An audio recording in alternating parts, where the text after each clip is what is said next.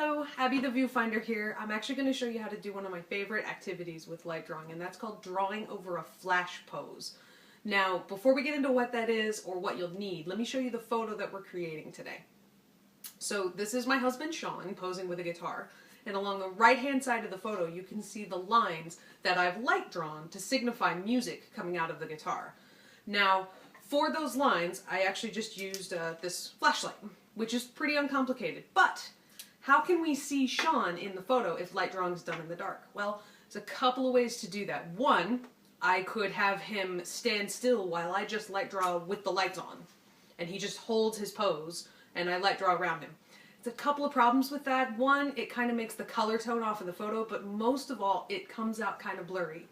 It's actually near impossible for a human being to stand still, even over the course of a few seconds, and any movement Sean makes would come out as blur in the photo. The other option would be to use this. This is a flash that normally sits on top of a camera, but what we're actually going to do is just handhold it and use this test button to create one quick, bright flash of light, like this. Now what we can do is we can open the shutter on the camera, and then I can have Sean pose, and I press the test button on the flash to just capture him frozen in that moment.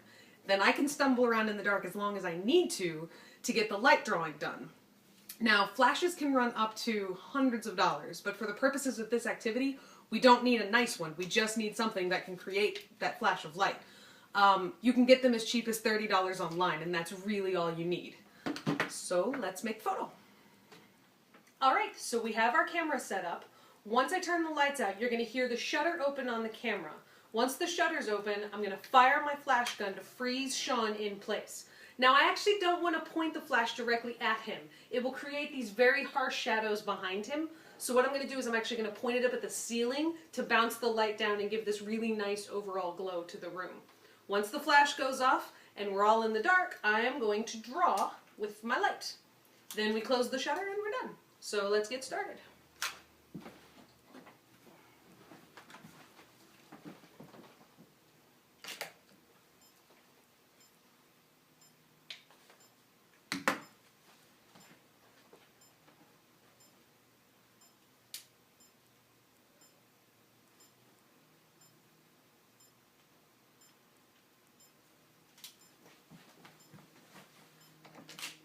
And that's it, we're done. Let's take a look at the finished photo again, and now you can see the two pieces that came together to make this photo a finished product. One being Sean's pose that we captured with the flash, and two being the lines that we captured with me waving the flashlight around.